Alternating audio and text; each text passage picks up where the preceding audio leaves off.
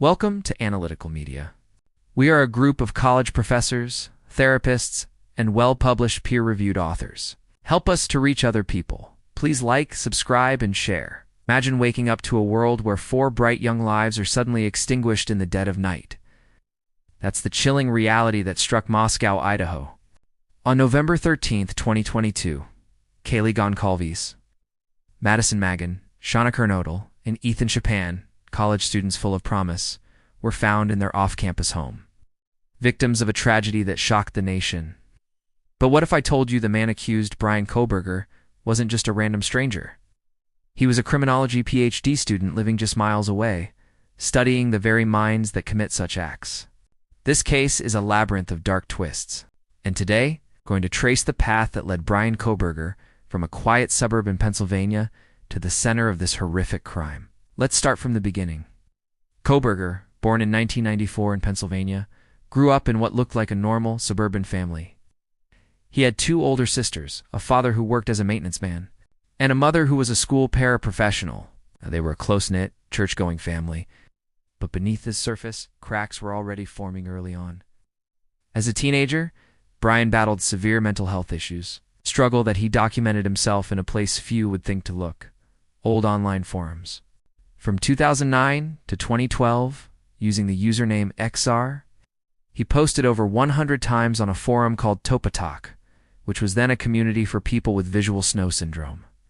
This is a rare neurological condition where you see persistent static-like dots across your entire field of vision, kind of like an old untuned TV.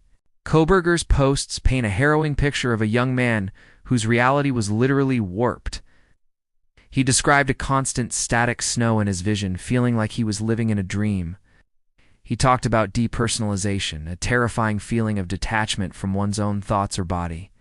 In one post, he wrote that hugging his family felt like he was playing a role-playing game or watching a video game. It's truly heartbreaking to think about how isolated and disconnected he must have felt. These posts weren't just about his vision. They revealed a much deeper, more complex struggle. In May 2011, he listed his symptoms: depression, suicidal thoughts, delusions of grandeur, crippling anxiety, poor social skills, and a complete lack of emotion. He confessed to being mean to his family, with little remorse, simply because of this profound numbness. He felt like a ghost in his own life, unable to connect with the people who loved him most.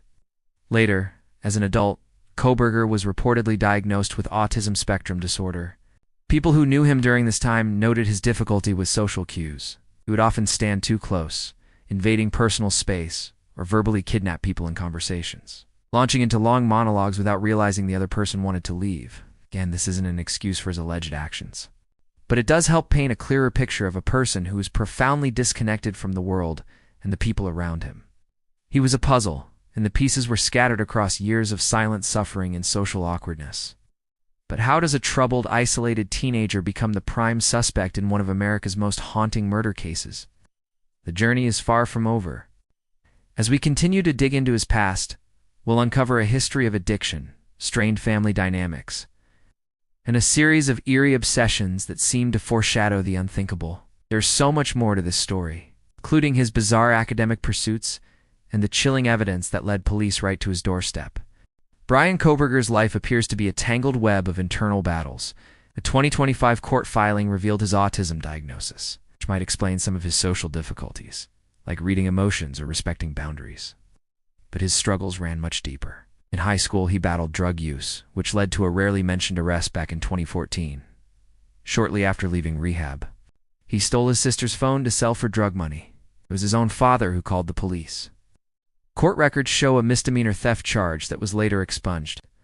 Phone records from around the time of the Idaho incident also indicate he was only in contact with one of his sisters, hinting at a deep family rift that may have lingered for years. Adding a strange layer to this story, his sister Amanda, who is now a school counselor, actually had a small role in a 2011 low-budget horror movie called 2 Days Back. In the film, a group of students is hunted down by a killer. It's an odd coincidence, but it highlights the family's proximity to dark themes. Kohberger himself seemed drawn to this darkness. His favorite movie was reportedly American Psycho, the story of a well-groomed serial killer. He would even reference it in conversations with his peers. blurring the lines between his criminology studies and a personal fascination. Once he started his PhD program at Washington State University, the red flags began to multiply. As a teaching assistant, he received at least 13 complaints for unprofessional behavior. Reports claim he would block female colleagues from leaving offices, follow them to their cars, and misuse his authority to make inappropriate advances. One student even reported seeing him with bloody knuckles before the incident, which he apparently explained away as a car accident, a claim that remains unverified but highly suspicious. He was known for his obsessive habits.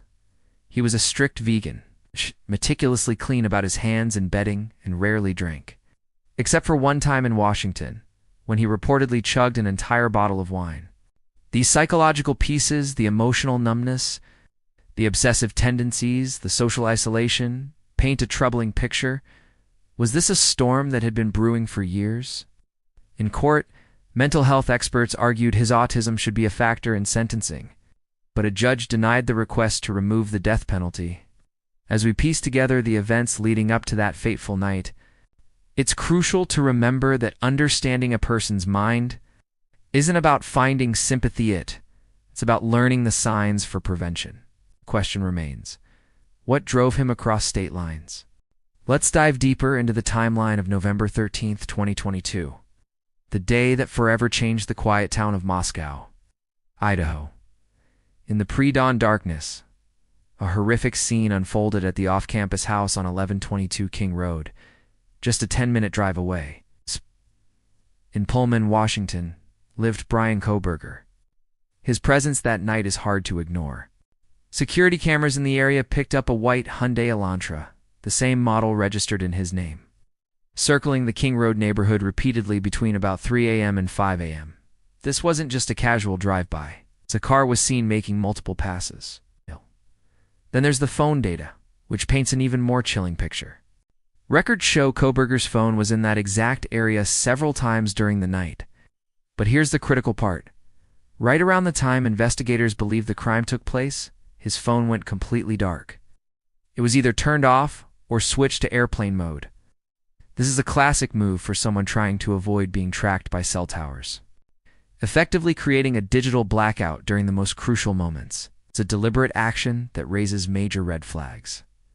But the story doesn't end when he leaves the scene. After driving away from Moscow, heading back towards his home in Washington, something strange happened.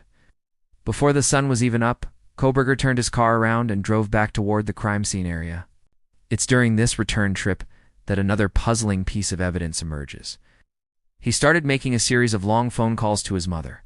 We're not talking about a quick check-in. These calls added up to more than 3 hours of conversation. One call, which started at 8:03 a.m., lasted a staggering 54 minutes. The specifics of what they talked about are still sealed, but the timing is incredibly suspicious. What could possibly require such an urgent hours-long conversation with his mom just after these events? Later, when investigators searched his apartment, they found items that seemed to build a narrative.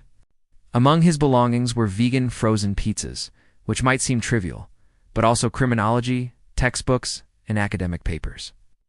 Some of these papers reportedly discuss subjects like sexual burglary, delving into the very types of crimes he was studying. The puzzle pieces were starting to connect, forming a disturbing image of a man whose academic interests may have crossed a terrifying line into reality. The investigation was piecing together not just where he was, but what might have been on his mind. The entire case hinged on one tiny piece of evidence left behind at the scene, a knife sheath. On that sheath was a snap button, and on that button, investigators found a single source of touch DNA. This DNA belonged to Bryan Kohberger. To identify him, detectives turned to a groundbreaking technique called investigative genetic genealogy. They uploaded the DNA profile to public genealogy databases, the kind people use to find long-lost relatives. By building out a family tree from distant cousins, they were able to trace the DNA directly back to Kohberger. This was the critical link that put him on their radar. But the sheath was just the beginning. The evidence began to pile up. When they searched his car, they found gloves. His internet search history revealed searches related to the victims, and he had been following some of them on social media. People who knew him started coming forward with unsettling stories. Classmates from his criminology program described him as domineering, arrogant, and just plain creepy in the months leading up to the murders. He would often steer class discussions in uncomfortable directions, showing a morbid fascination with the criminal mind. One of the most chilling accounts came from a student who remembered seeing fresh, bloody cuts on Kohberger's knuckles just weeks before the crime. When asked about them, Kohberger nonchalantly claimed he was in a car accident, but investigators could find no record of any such incident. It was another piece of a disturbing puzzle. When police finally moved in to arrest him at his family's home in Pennsylvania, he seemed almost prepared for the spotlight. He was reportedly calm, and as he was being taken into custody, he allegedly made a bizarre comment, saying something like, quote, "I am on every channel." It was a statement that suggested a chilling awareness of his newfound infamy. The combination of forensic evidence, digital footprints, and his own unsettling behavior created an incredibly strong case. With Kohberger in custody, the nation was left grappling with a single, haunting question. Why? Why would a PhD student in criminology allegedly commit such a horrific act? The answer might be hidden within the complex psychological profile we've been piecing together. As the legal gears started turning, the world watched, waiting for the trial that would hopefully bring some clarity. Now, we'll look at his life behind bars and the long, complicated road to justice. For years, Kohberger has been held at the Idaho Maximum Security Institution, a place that has been anything but quiet for him. On July 2, 2025, in a Boise courtroom, he officially changed his plea. Pleaded guilty to 4 counts of first-degree murder and 1 count of burglary. This plea deal was a major development. It took the death penalty off the table, in exchange for life in prison without any chance of parole for each murder charge, plus up to 10 years for the burglary. This decision came after a long and complex legal journey. The sheer amount of evidence was staggering, over 50,000 photos and 10,000 tips, which had previously caused significant delays in the case, making it one of the largest in Idaho's history. Life inside prison has been challenging for Kohberger, according to court documents. Grievance logs he filed paint a picture of constant conflict. He claimed that other inmates would shout threats at him through the air vents, deliberately flood his cell, and make relentless taunts. The situation escalated to the point where in August 2025, Kohberger formally requested to be placed in protective custody. However, after a hearing, that request was denied. Just days later, the situation intensified when unauthorized videos of him inside his cell were leaked and spread rapidly online. This not only fueled public fascination with the case, but also significantly increased tensions within the prison walls. The leak raised serious questions about security and the management of high-profile inmates. Before the plea deal, there was another layer to this story involving Kohberger's mental health. In a handwritten court filing, he himself revealed that he had been diagnosed with 4 different mental health disorders. His defense team had strongly argued that his autism spectrum diagnosis, in particular, should have been enough to remove the death penalty as a sentencing option. The plea agreement ultimately made that argument moot by settling the sentencing outcome. The final chapter in the courtroom unfolded on July 23, 2025. During the sentencing hearing, the judge officially imposed the agreed-upon sentence for consecutive life sentences without the possibility of parole. The hearing was incredibly emotional, with the victims' families delivering powerful and heartbreaking impact statements, sharing their pain and loss with the court. Many are still searching for the motive behind Bryan Kohberger's horrific actions. What drove him that night? The question haunts us. Some experts point to his lifelong struggle with depersonalization, chilling condition where he described life feeling like a video game, detached from real emotion or consequence. Imagine viewing the world through a screen, where your actions don't feel real. This profound disconnection from reality is a crucial piece of the puzzle. Then there's his obsessive interest in criminal psychology. He wasn't just a student. He was a devotee of the darkest corners of the human mind. His favorite film was reportedly American Psycho, the story of a man who masterfully conceals his murderous impulses behind a perfect, successful facade. Was he trying to emulate this character, living a double life? These details paint a disturbing picture of a man fascinated by the very acts he would later commit. Digging deeper into his past, we find a trail of red flags, reports of family estrangement, early struggles with addiction, and his own words from teenage forum posts all point to a deep emotional void. He described feeling profoundly disconnected from everyone and everything around him. It's a portrait of isolation, a person adrift without an anchor, spiraling in a world he couldn't connect with. This case forces us to confront uncomfortable truths about mental health, the early warning signs we might miss, and the tragic limits of our ability to intervene before it's too late. The recent guilty plea and sentencing have brought a form of legal closure for the victims' families. It was a rapid resolution that spared them the agony of a prolonged trial. However, for some, this speed has been a source of frustration, leaving a lingering sense that the full story remains untold, that key questions about why may never be answered in a courtroom. So what do you believe truly drove Bryan Kohberger that night? Do you think the complete story has emerged, or are there still hidden layers to this tragedy? We want to hear from you. Drop your thoughts and theories in the comments below, hit that like button, and share this video far and wide. This video was created by Analytical Media. We dig deep so you stay informed. Help us spread the word by sharing this video with your friends on your social media or in your group chats. Every single share helps us continue to bring you these in-depth breakdowns. Make sure you subscribe right now and turn on all notifications so you never miss an upload. This is Analytical Media. Thank you for watching.